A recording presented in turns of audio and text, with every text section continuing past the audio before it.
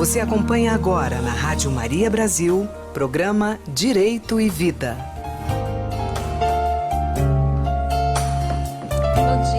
Bom dia Brasil, bom dia Brasil mesmo, esse Brasilzão nosso que temos. Bom dia Goiás, bom dia mundo. Bom dia para você que está nos assistindo fora do Brasil. Muito obrigada pela sua audiência. Para os dias maus, uma Ave Maria. Para que Nossa Senhora interceda por nós nas dores. Para os dias bons, uma Ave Maria, agradecermos pelas bênçãos que são recebidas de Nossa Mãe Santíssima. E para todos os dias, uma Ave Maria. Em nome do Pai, do Filho e do Espírito Santo. Amém. Ave Maria, cheia de graça, o Senhor é convosco. Bendita sois vós entre as mulheres, bendito é o fruto do vosso ventre, Jesus. Santa Maria, Mãe de Deus, rogai por nós, pecadores, agora e na hora de nossa morte. Amém. Sejam bem-vindos. Hoje nós temos um convidado muito especial. Vocês vão perceber que ele tem um sorriso leve, um sorriso aberto. É um colega advogado, Dr. Raimundo Nonato. É um advogado trabalhista. E o assunto hoje não seria outro. Nós vamos tratar um pouquinho sobre direitos trabalhistas, mas especificamente de duas classes trabalhistas muito grandes, numerosas, eu diria talvez as maiores que temos no Brasil, que são os empregados públicos e privados. Quais são os seus direitos e garantias? Doutor Raimundo, muito obrigada pela sua presença, por abrir um espaço na sua agenda. Bem-vindo, bom dia. Bom dia de novo, né, Marisete? Bom dia ao nosso nobre colega ali, assessor, né? Bom dia a todos os ouvintes da Rádio Maria, né? Essa que é a mãe que acolhe todos, né? Amém. Graças a Deus, né? Estamos aqui, então, à sua disposição. Eu já começo falando aqui sobre o tema, você vai fazer perguntas? Eu vou só fazer um preâmbulo rápido, porque a gente vai falar sobre... Nosso assunto é empregado público. E a ideia é que as pessoas têm que o empregado público é o servidor público. Então, eu já vou começar a nossa manhã perguntando para o senhor qual é a diferença do servidor público para o empregado público. A diferença é no acesso ao cargo, a diferença é no vencimento, no salário. Qual é a diferença principal entre os dois? Porque nós temos as duas categorias. Vamos lá, então, né? Vamos fazer aqui uma pequena digressão, como se a gente pegasse assim um universo, né? Assim, redondinho, e vamos dividir primeiro em duas partes, né? Perfeito. Uma parte... nós vamos colocar as pessoas que estão compromissadas com o serviço público. A outra parte, nós vamos colocar as pessoas que estão compromissadas com o serviço na iniciativa particular, privada, como eu gosto, ou privada, isso, como a maioria das pessoas assim denominam. Né? Aí, feito isso, parte das pessoas que trabalham no serviço público, parte das pessoas que trabalham na iniciativa privada. Então, agora vamos dissecar essa parte das pessoas que trabalham no serviço público. Perfeito. Tem um tema geral que abrange todos, chama assim, a administração pública. Isso. Né? A administração pública, ela está lá capitulada, disciplinadinha, essencialmente no artigo 37 da nossa Constituição. Federal. Da nossa Constituição Federal brasileira, né? E aí, lá nós vamos ver que existem as pessoas que trabalham, que se chamam de servidor público, e existem as pessoas que são denominadas empregados públicos. E esse, sim, é o nosso objeto aqui de análise, né? Então, as pessoas que estão lá no campo, que chamam de servidor público, essas pessoas, claro, têm a base constitucional dos seus direitos, né? Sim. Mas elas estão regidas, depois da Constituição, por uma lei que a gente chama de estatuto, né? A Lei 8.112, por exemplo, é o Estatuto do Servidor Público Federal. Né? Então, eles têm a Constituição e tem essa lei que vai reger, disciplinar lá as relações deles com o órgão no qual eles trabalham. Né? E esse não é o nosso objeto. Então, só para dar esse esclarecimentozinho, aí botamos aqui de fora. Né? Certo. Então, agora vamos descer as pessoas... sim, ainda faltou um detalhe, né? A administração pública direta e indireta. E a administração pública indireta. Exato. Né? Esse que nós falamos está no campo da administração pública direta. Por que a administração pública direta?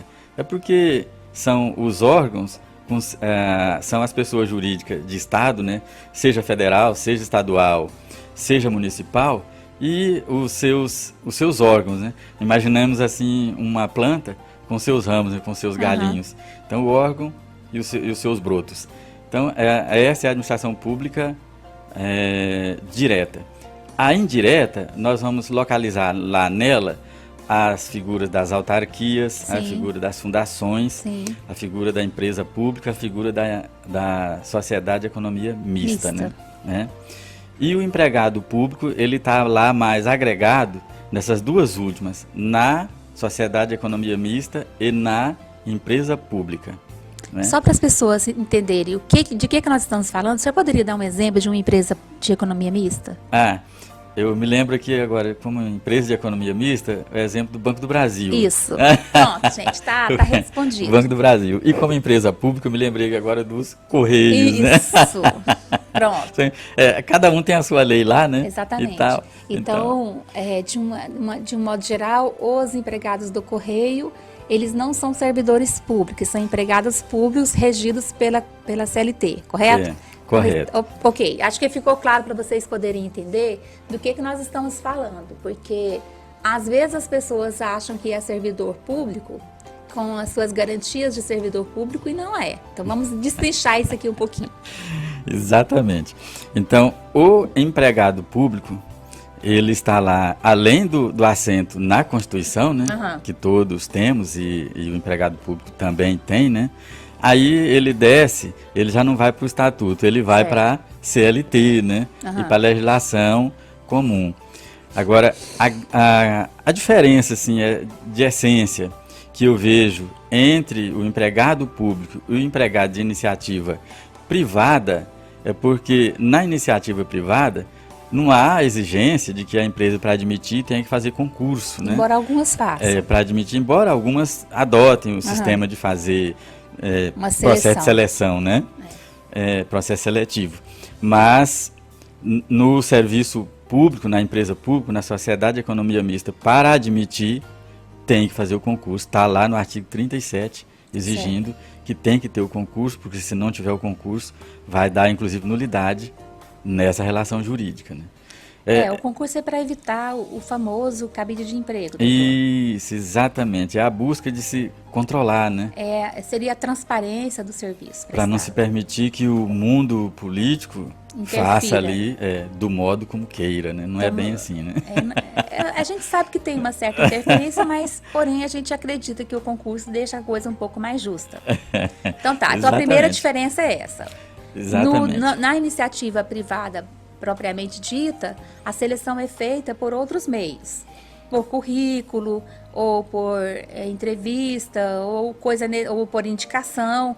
Já no serviço público, necessariamente precisa haver concurso. Precisa haver concurso. Correto. Pena de nulidade, por isso que né? tem o famoso, conhecidíssimo concurso do Banco do Brasil, que era assim, até a década de 90 era o sonho de muita gente no Brasil, né? Isso também envolve a Receita Federal, que era a mesma situação, né? Isso, exatamente. Certo. Os concurseiros de plantão sabem bem do que eu estou falando. Justamente. E aí, o tema nos trouxe aqui direitos e garantia desses empregados públicos. Eles têm. E a diferença entre o privado. A diferença básica claro, tem algumas minúcias, mas a básica de que eu falo é essa da exigência do concurso para o empregado público. Fora daí, aí descem todos para a mesma legislação, né? Então, assim, a CLT rege os dois ambientes de trabalho. Rege os dois ambientes de trabalho. Né? E hoje nós vamos tomaríamos o empregado público e o empregado de iniciativa privada, e eles têm lá, por exemplo, nós vamos pegar o artigo 7º da Constituição. Certo. Lá tem todos, são 33, 34 dispositivos ali, incisos, todos tratando de direitos que esses trabalhadores, esses empregados têm. E tem o empregado público e tem o empregado comum, o empregado da iniciativa privada. São iguais os direitos. São iguais. Aí nós vamos à CLT também, estão lá, o que a CLT garante, aí a CLT é um texto maior, né, do que o artigo 7º da Constituição, claro, são 920 artigos, e todos tratando, disciplinando lá direitos. Esses empregados públicos também têm direitos lá que estão na CLT, eles também têm lá, estão lá, né? São seletistas, né?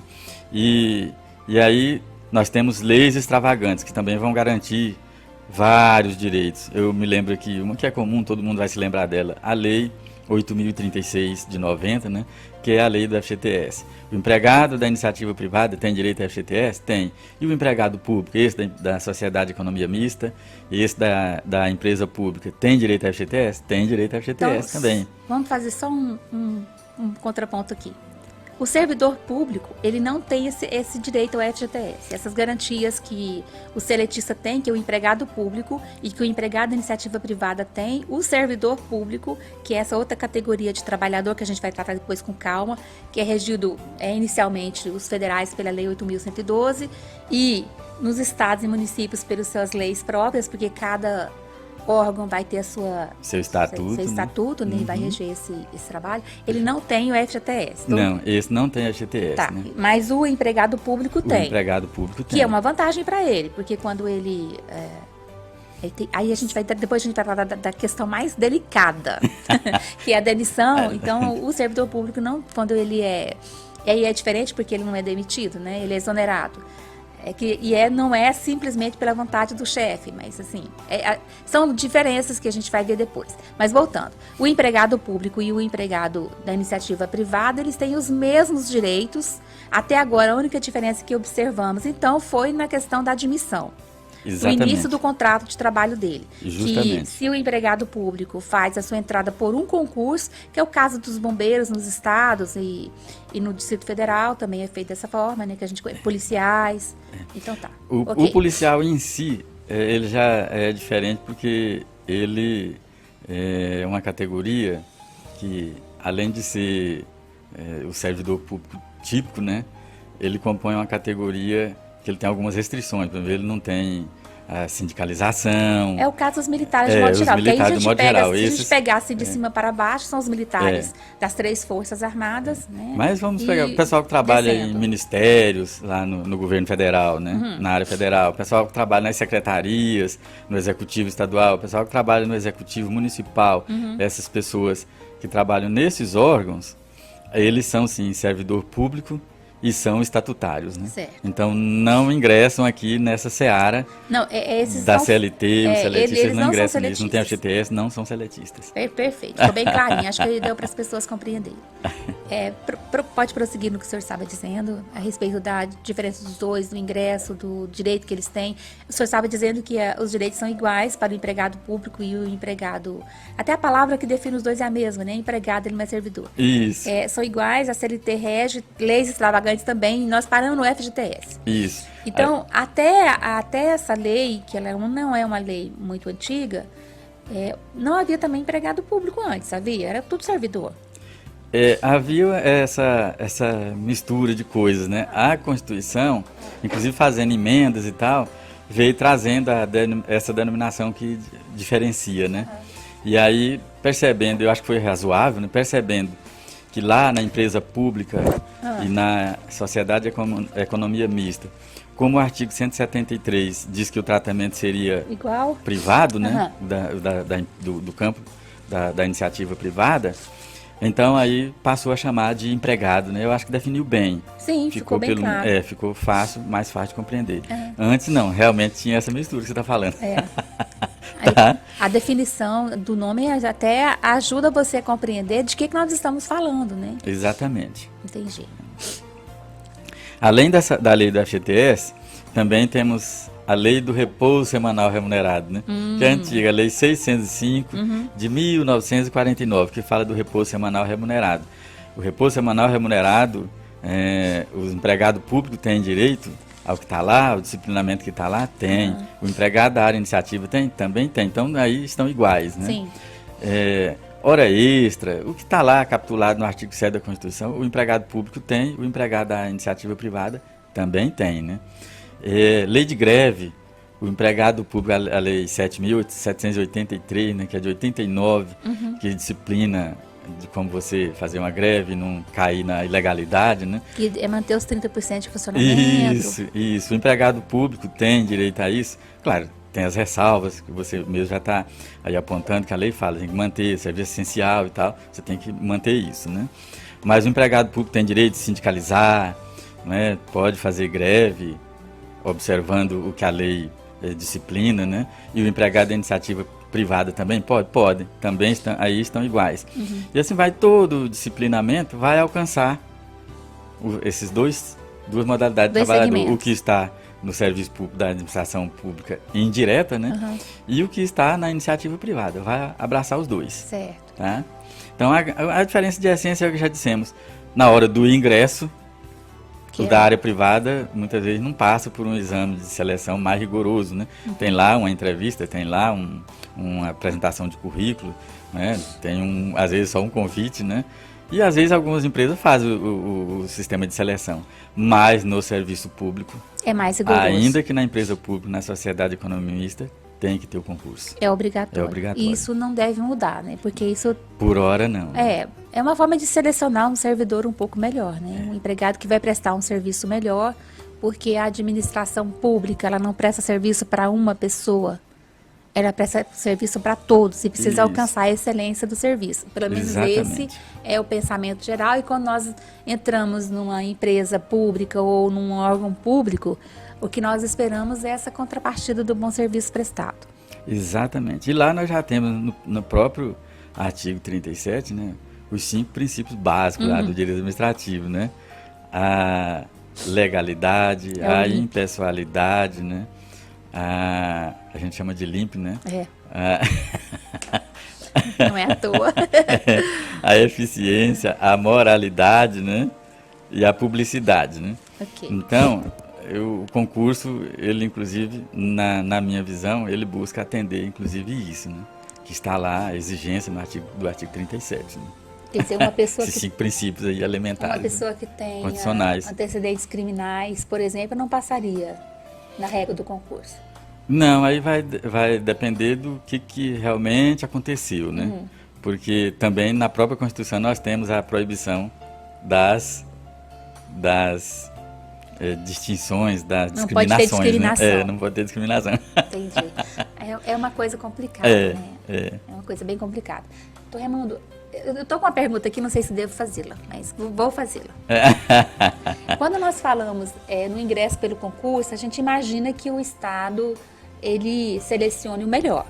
É o que obteve a melhor nota, a melhor qualificação, ele ingressa. Ele tem um período, se no empregado particular, no empregado privado, por melhor dizer, ele tem aquele período de experiência de 3 meses a cumprir, em que ele pode ser demitido sem nenhum tipo de explicação e nem uma contrapartida pecuniária, que seria uma indenização. O empregado público, ele também tem esse período de experiência, ou tem outro nome? Tem. Não, aí o que está lá constituído, está disciplinado é assim. Aquele servidor público, o estatutário, ele tem um período que parece o período de experiência, né? Mas ele tem um período de 2 anos. Que ele passa, depois que ele toma posse no cargo e tal, né? Ele tem um período de 2 anos que ele passa ali sob observação dos seus superiores, né? Aí ele chama de período probatório, né? Exatamente. Se superou, aí fica definitivo. Hoje em dia, só pelo princípio da eficiência que foi incluído depois, né? Porque eram só 4 daqueles 5 que nós falamos, né? Esse veio depois, por emenda condicional, o da eficiência. Se acontecer algo lá que por conta do princípio da eficiência for necessário exonerar aquele funcionário, né? Aquele servidor, ele até pode ser afastado daquele cargo e tal. Mas se não, depois de superado o período probatório, ele então ganha a estabilidade lá no cargo sonhada, dele. Né? A tão sonhada estabilidade. Né? E nesse tempo de pandemia, muito necessária. Isso. Que o servidor, que o empregado público não tem. Que o empregado público não tem. Esse período, não passa por esse período probatório. E aí, acho que eu vou até me antecipar aqui. Diga. Ele pode ser dispensado, aí tem um ponto de estresse, né?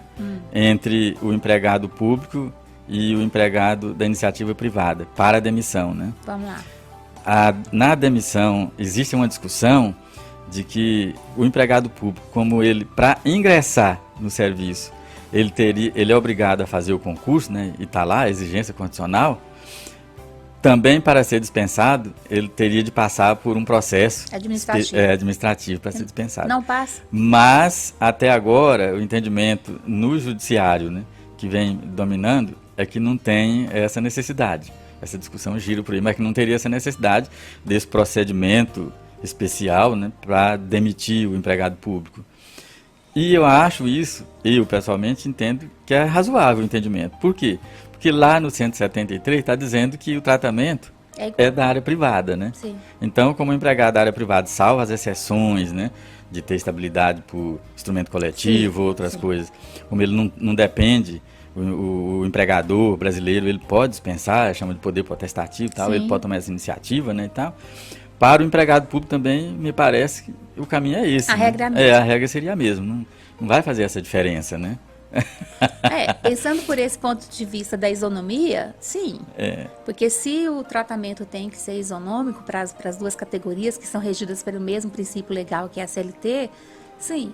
Mas se a gente pensar que também existe deveria ter uma isonomia com o servidor público, porque ele presta serviço em órgão público, então, assim, é um pouco confuso isso, doutor, é um pouco controverso também, porque por uma questão de justiça, eu fico imaginando o seguinte: a pessoa passou por um concurso, que já é estressante, ele investiu tempo para ele se preparar para ingressar nessa carreira.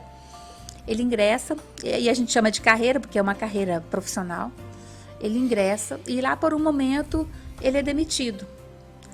E aí a demissão dele é uma demissão pura e simples, como é a demissão de alguém que trabalha, por exemplo, aqui na rádio. Por exemplo, o empregado da rádio. Ou lá na Cúria. Não é mais do interesse do empregador, ele tem liberdade para contratar e demitir. É isso que faz com que as relações trabalhistas no Brasil sejam tão eficazes e a gente tem essa rotatividade até necessária. Mas, pois bem, o empregado público passou por esse investimento inicial, porque ele investe, e aí ele é demitido. Assim, não chega uma coisa a ser controversa, assim, parece desestimular até as pessoas a ingressarem nessa carreira. E é por isso que você está dizendo, né, que essa discussão longa. Anda por aí, né? Ela gira aí nos meios judiciais, a discussão existe. Mas tem predominado esse entendimento de que não, porque o tratamento está lá, seria igual. Pelo princípio da isonomia, sim, eu concordo que deve ser o tratamento igual, mas... E aí, tô aqui, pode terminar. Não, só ia dizer isso aqui, mas é controvérsia. Prossiga. Eu sei que esse assunto agora está ficando mais instigante, porque a gente vai entrar em áreas um pouco mais... E ele nessa terminação contratual, né, nessa demissão, se acontece, ele vai receber as mesmas parcelas que o empregado da iniciativa inclusive comum... Inclusive o seguro-desemprego? Inclusive o seguro-desemprego, se é o caso, né? Ele vai ter aqueles mesmos direitos. Que são equivalentes. De aviso prévio, né? De FGTS, da indenização de 40% de FGTS, Entendi. De férias que tiver por pagar, de 13º que tiver por pagar, ele vai ter esses mesmos direitos. PIS. É o empregado, eu diria assim, um pouquinho mais de dignidade, porque a ideia é que não se demita, né? Ele fique lá. Regra geral, eles ficam muitos anos, às vezes até se aposentarem naquele serviço, né, onde ingressaram pelo concurso, né? Mas acontece de, às vezes, algum momento, ser dispensado, né? Ser demitido. Ninguém é indemitível, né? Buscando, essa palavra não existe, mas eu estou plagiando um antigo ministro que tivemos no governo Collor, o Magri, que inventava umas palavras assim para dizer que, enfim. Mas a demissão, então, é passível para os dois grupos. O mesmo não ocorre com o servidor público, porque o servidor público, propriamente dito, para ele ser exonerado, que não é demissão, é exoneração, ela é precedida de um processo administrativo, mas aí assim, com a ampla defesa e tudo. Isso, porque depois que ele superou o período probatório, né, ele tem estabilidade. Alcançou a estabilidade. Né? Aí não é uma estabilidade temporária, como acontece com quem é membro de sindicato, ou quem, ou a mulher ou quem está gozando de uma licença saúde, ou licença maternidade ou paternidade. Diríamos assim, é vitalícia, né? É vitalícia. Se a gente pegar os membros do judiciário, né, do Ministério Público, pessoal, é vitalício. A gente tem um freio agora aí, que é os 75 anos, né?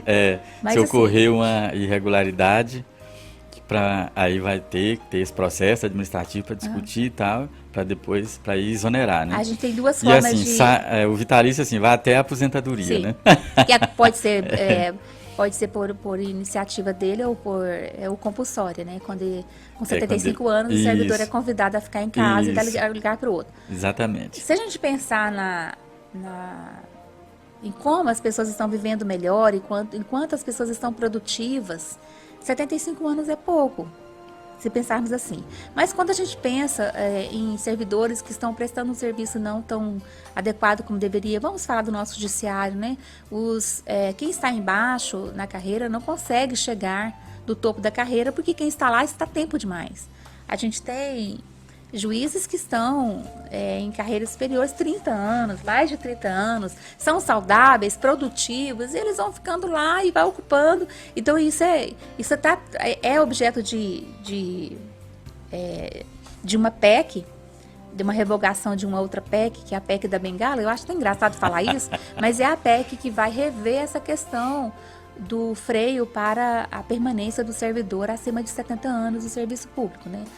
Na iniciativa privada, a gente não tem isso, porque a pessoa trabalha e o serviço é um pouco mais desgastante, a exigência é maior, o tipo de atividade também é bem diferente, são atividades até que colocam a pessoa em risco, ele pode se aposentar mais cedo.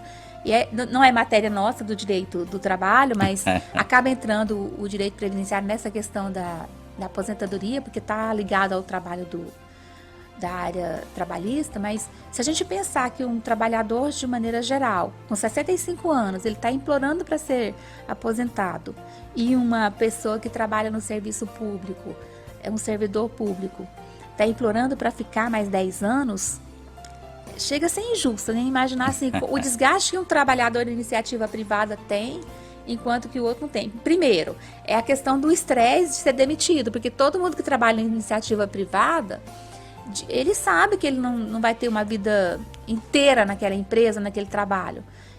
Exemplo, às vezes eu conheço pessoas que trabalharam na mesma empresa há 30 anos e estava feliz ali. Aí o dono da empresa morre. Quem sucede, os sucessores que vêm, não tem interesse em manter aquilo. E aí eles fazem toda aquela remodelação e os mais antigos são dispensados, talvez por questão de salário estar um pouco mais alto, porque tem os penduricais que vêm. E aí eu só tenho coisa que perguntar para o senhor. O empregado de iniciativa privada, ele tem alguns direitos que ele vai adquirindo ao longo do tempo de permanência naquele trabalho, que são alguns adicionais.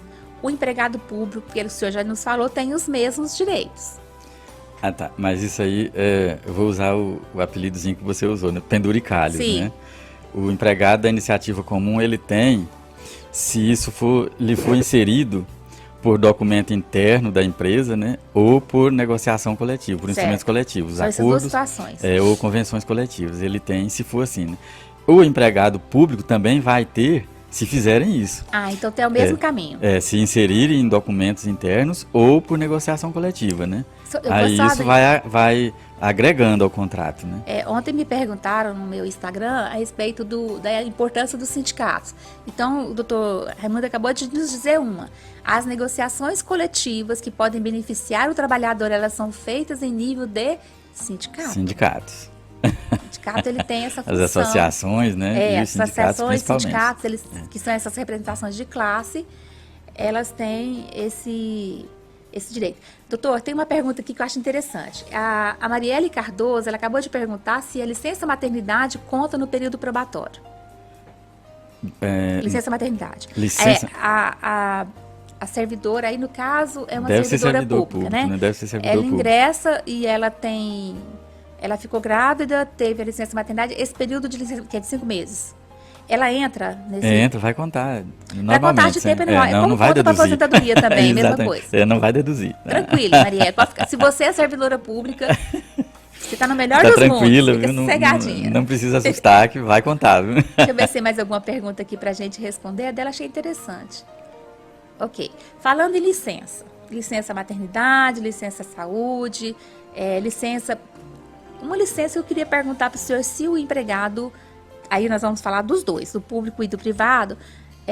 O servidor público, ele tem uma licença para disputar a carga eleitoral quando ele ingressa no legislativo ou no executivo, ele tem uma licença. O empregado público e privado também tem? Assim, com previsão expressa, não. Não? Não. Aí vai depender de ele conseguir que o seu empregador, né, dê essa licença lhe não conceda remunerada. essa licença não remunerada. É porque o servidor público, ele tem direito a essas licenças, remuneradas e não remuneradas, por motivos que são até... Vamos falar do servidor federal, que eu conheço melhor, que é da Lei 8.112, e está lá bem fixado e tranquilo. Com relação ao Estado, os estados têm leis próprias que regem os seus servidores públicos. Aqui em Goiás, a gente viu recentemente um pai que conseguiu uma licença paternidade. Equivalente à licença maternidade, porque ele ficou com a guarda de um filho recém-nascido, e isso foi novo, né? Porque, inclusive, foi uma decisão a nível administrativo e não judicial. As licenças que o empregado... E aí, gente, eu não vou mais separar o empregado público do privado, tá bom? Porque a gente já sabe que é tudo igual. A diferença é só o ingresso, que é o nosso concurso. O empregado, ele tem direito a algumas licenças remuneradas. E a Marielle falou da licença maternidade, isso me chamou muita atenção. A licença maternidade, ela é de 180 dias, mas ela pode ser estendida para 6 meses. Isso no serviço público. No serviço privado, só quando a empresa permite? Como é que funciona isso? Não, aí essa previsão, mesmo para o empregado da iniciativa privada, ela existe na lei. Ah, sim. A licença maternidade, ela está prevista. Sim, a licença em maternidade, os 180 dias, que são os 3 meses. Para o empregado da iniciativa privada, a princípio, 120 dias, né? Com a faculdade de o empregador esticar deferir, as férias, ou somar férias. E acrescentar para chegar aos 180 dias, certo. né? No empregado público, é o mesmo sentido, é o mesmo roteiro. É o mesmo período. É o mesmo período. Tá? No servidor público, parece que os órgãos já vêm deferindo aí os 180 dias. Os 6 meses, né? Exatamente. Mas no empregado público, no empregado da área privada, é 120 dias, com a faculdade do empregador poder acrescentar até os 180 dias. Ok. Tá? Então tá. O empregado, de modo geral, ele não tem aquelas licenças de 6 meses que tem o servidor público. Regra geral, não. Não né? tem. Não tem. Ok. Tá com previsão assim expressa, não, né? A gente ainda tem uma vantagem de ser servidor público e não empregado público. A gente olha aí, ó. Eu entendo os concurseiros, eles não são errados, não. Existem algumas vantagens. Mas qual seria uma desvantagem em relação aos dois grupos, doutor? Tem? Desvantagem? Uhum. Difícil essa pergunta, né? Eu não vejo desvantagem, não, né? Eu tenho uma. Bem primária, mas veja bem, o servidor público não tem fundo de garantia. Ah, tá. Você está falando do pessoal estatutário, né? Porque se você comparar os dois grupos, entre o empregado e o servidor, parece que o servidor tem mais vantagem. Mas no final da carreira, ou no caso de uma exoneração de um servidor público, ele não tem essa garantia que o empregado Ele não vai tem. ter aquele numerário, né, reservado, né? Não tem. Mas se não acontece esse contratempo, ele, em contrapartida, ele tem a estabilidade, né? Pois por isso que eu estava dizendo para você, na balança, né? Então, nós estamos no Brasil já com 2 anos de pandemia bem rigorosa. Em alguns estados da federação a gente viu que ela foi extremamente rigorosa, com fechamento longo demais de empresas e serviços. E quando a gente fala de serviço, a gente está falando de uma outra categoria de profissionais, que são os autônomos, que são do setor de entretenimento, que é um pouco mais rotativo esse tipo de empregado. A gente viu que para o servidor público, a pandemia não fez muita diferença na vida dele, porque ele continua todo mês com seu vencimento, quer dizer, a sua renda continua basicamente a mesma, sem alteração. Já para os empregados, a gente teve muita variação, demissões, empresas que fecharam, que não vão reabrir. Quando você anda aqui em Goiânia, por exemplo, que é a capital do estado de Goiás, para quem não é daqui, e nós estamos falando para um público que não é só goiano, não é só brasileiro. Goiânia é uma cidade grande, é uma capital jovem, com menos de 100 anos, é uma cidade que está em expansão. Temos um número muito crescente de empresas, sobretudo de serviços e ligadas à beleza e ao vestuário, né? Temos empresas grandes. Nós estamos no centro de Goiânia aqui, a Rádio Maria fica no centro, e aqui é um local que tem uma região do centro que tem uma enormidade de empresas nesse sentido. A gente percebeu que com a pandemia muitas fecharam. Essas pessoas não tinham garantido o emprego, e isso é outra coisa séria. Quando você fala no emprego, essas pessoas que as empresas foram fechadas não retornaram para o mercado de trabalho. Muitas estão na informalidade. Só para a gente ver uma diferença entre o empregado da iniciativa privada e o empregado público. O empregado público não foi demitido na pandemia, doutor. Assim, nessa então dimensão, ele tem uma garantia a mais. Nessa dimensão que você está falando, há uma diferença que é assim, a de subsídio, né? Exatamente. Para suportar o pessoal. Quer dizer, a empresa pública ela tem um subsídio que é um auxílio dado pela sua fonte pagadora, que é o Estado, que pode ser a União, que pode ser o Estado, ou pode ser o município, para manter essa empresa funcionando, embora haja alguns contratempos. Exatamente. A arrecadação do Tesouro, né, seja o municipal, seja o estadual, seja o federal, ela não parou por todo, né? E ela garante isso, né? A manutenção disso. Isso. Já o empreendedor da dimensão da iniciativa privada, ele mesmo é que tem que... Ele é o subsídio dele. Ele é o subsídio dele. Ele é que tem de correr atrás e conseguir fazer com que o seu empreendimento sobreviva, né? Quer dizer, se ele não teve um planejamento financeiro, e a maioria não tem, que há exemplo que ocorre no Brasil, que a gente tem inúmeras empresas que são abertas, e o Sebrae ele tem uma estatística boa sobre isso. As empresas que abrem e não conseguem sobreviver depois de 2 anos, mesmo com geralmente 2 anos é o tempo que ele está pagando o empréstimo que ele pegou para abrir a empresa.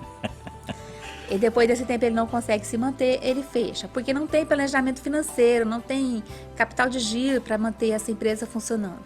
E aí, então, a gente achou uma diferença bem expressiva entre o trabalhador da iniciativa privada e o empregado público, né? Mas aí, que é a garantia do emprego para o empregado da empresa pública. Não é bem que aquele empregado público lá da empresa pública, né, da Sociedade de Economia Mista, ele não pudesse ser dispensado, ele até poderia, né?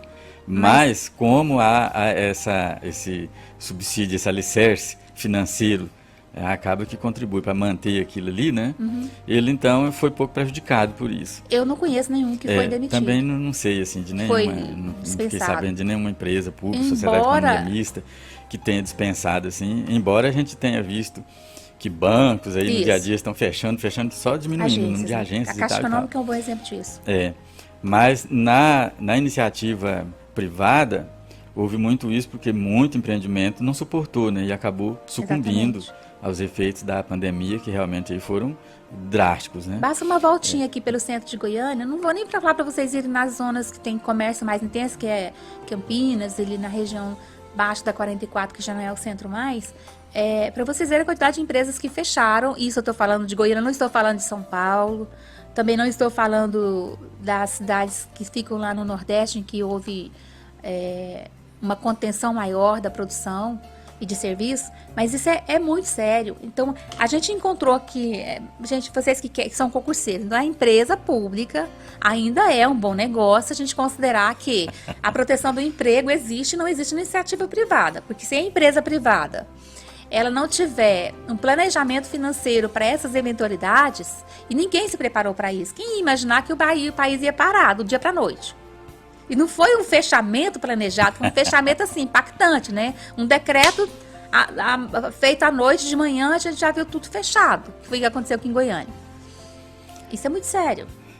Mas nós também, na área governamental, e aqui buscando de novo a lembrança da empresa pública e da Sociedade de Economia Mista, né? Embora às vezes não tenhamos esses contratempos financeiros que a pandemia trouxe, né, para a área privada, do empreendimento privado, nós temos os contratempos, famosos contratempos de governo, né? Sim. Entra um que é de um jeito, eu sei de exemplo aqui no estado de Goiás, de empresas, houve um momento em que um que estava no governo ressuscitou a empresa que tinha sido extinta.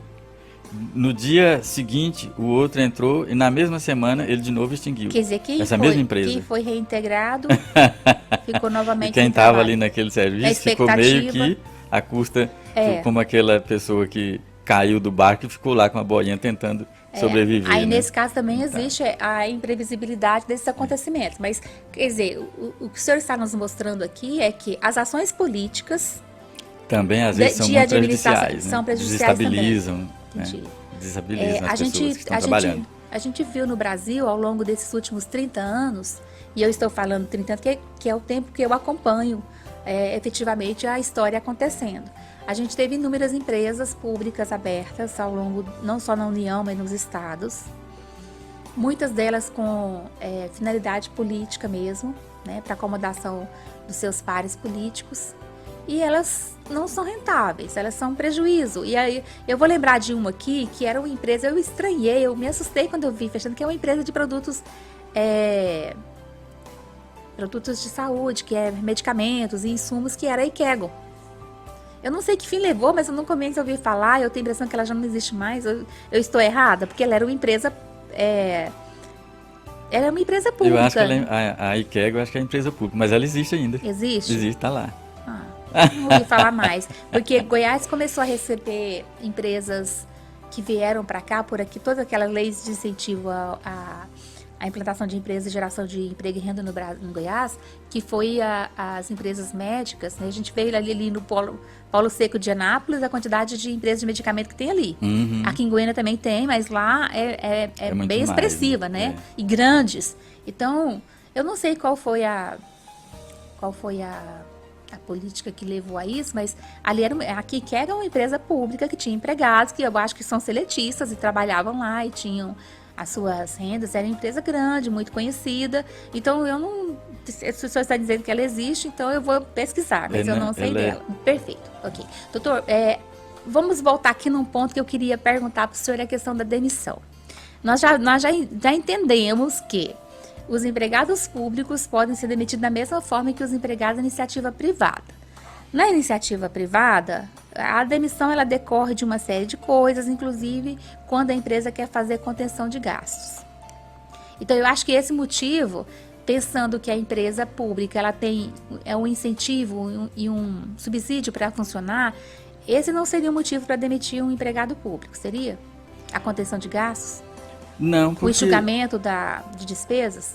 Não, porque essas empresas públicas, sociedade de economia mista, elas se equilibram, muitas têm atividade rentável, como o banco, por exemplo, né? Essas atividades, né? Têm atividade rentável, mas ela se sustenta muito pela arrecadação do tesouro em geral, né? As verbas que são repassadas e tal, então ela não se preocupa muito se vai ter... se vai ingressar nos seus cofres lá o numerário o suficiente para manter ali o seu plantel de empregados ou não, né? Ela não se preocupa muito com isso. Entendi. Diferente do empreendimento da seara privada, né? Particular, esse sim, ele se preocupa porque ele próprio tem que se movimentar, né? Certo. E fazer com que o numerário chegue, se sustente, ele tenha lucro, porque ninguém também quer empreender para não ter lucro, né? Ele é que tem que fazer isso. Então, se ele sente, e o mercado no sistema econômico, ele parece que ele tem um voo assim que é de alto e baixo, né? Certo. E aí as pessoas, o empreendedor da área privada, ele procura se prevenir contra isso, né? Correto. Então, se ele sente que o seu orçamento está tendendo a ficar menor do que a sua despesa maior do que a sua receita, ele vai procurar atuar em algum lugar, né? Em alguma dimensão da sua empresa para tentar equilibrar isso. Perfeito. E quase sempre isso vai lá no empregado, né? E a demissão às vezes chega. Isso é muito triste. Isso é algo que o Brasil não consegue superar, infelizmente. Doutor, a gente teve muita participação, eu vou pontuando aqui alguns participantes. A gente teve a Helenice Celina Melo, Lígios Custódio, Gustavo Moreira, Roberta Francisquini, que está sempre conosco, a Marielle Silva, a Nelly, a Marielle Cardoso, a Lúcia Vitor, a Caroline, a Érica Trindade, a Marina Teresina, a Márcia Veiga Jardim, a Sandra Barros, o Arons, a Jeane, Natália, Ivonete, Marluce, a Natália Fonseca. Obrigada por seguir a Rádio Maria, que bom, que ótimo. A Maria Élvia, a Pastoral da Criança, Juca Silva, a Rosita Casagrande. Deixa eu ver se eu consigo pegar mais alguns aqui. Ok. Tem participações. Nossa, gente, desculpa, eu não vou conseguir ler todas. A gente precisa já ir dando um ponto final. Mas, olha, muito obrigada a vocês que entraram no Instagram e no Facebook da Rádio Maria, que entraram no YouTube para assistir o nosso programa. E já vamos dando um encerramento aqui, dizendo que foi muito bom conversar com o senhor. A gente deve voltar com o senhor uma próxima vez para a gente continuar falando sobre outros direitos, né, dos trabalhadores. E ficou muita coisa para perguntar para o senhor, a gente não perguntou, porque o tempo foi muito escasso e o assunto foi muito restrito. Mas a gente poderia voltar, por exemplo, para falar de outras categorias de trabalhadores que nós temos no Brasil. Inclusive, tem um assunto muito interessante, que é o trabalho desenvolvido no Brasil, que se aproxima da escravidão, que é o análogo à escravidão que ainda existe, infelizmente, no Brasil. A gente deve retomar esse assunto daqui a alguns dias. Para você que ficou conosco até agora, muito obrigada. Se você gostou do nosso programa, curte, compartilha. Conta para os seus amigos essa boa nova. Nós temos a Rádio Maria Brasil, uma rádio católica em sua casa. Toda semana estamos aqui, quarta-feira, às 9 horas da manhã. Conte essa boa nova. Doutor Raimundo, muitíssimo obrigada pela sua gentileza de estar aqui conosco. Se o senhor quiser mandar um abraço para sua esposa, um beijo, esse é o momento. Com certeza, nós é que agradecemos, viu, o convite. Eu, pessoalmente, o escritório agradece o convite. Tá? E, assim, parabenizamos você, a emissora, pela quantidade de participações que você apontou aí. Significa que a emissora é muito bem vista, muito, acompanhada, né? Muito. E na sua pessoa, que deve ser muito bem quista pelos seus ouvintes. Né? Eu gostaria. Nós agradecemos e estamos aí à disposição. Na hora que você precisar, comunique lá conosco, que se não é eu, é um colega, tá? O que for melhor, vem aqui para conversar com você, conversar com seus ouvintes, tá bom? Perfeito. Olha, Rosita, você que acabou de entrar, Casa Grande, obrigada. Eu acho que eu não vou conseguir ler seu nome correto, mas eu acho que é o Islamis Correia. Muito obrigada por estar aqui. Semana que vem voltamos, com a graça de Deus estaremos aqui. Um beijo para vocês. Tchau. Abraço a todos. Você acompanhou na Rádio Maria Brasil, programa Direito e Vida. No mundo, uma só rádio, uma só missão.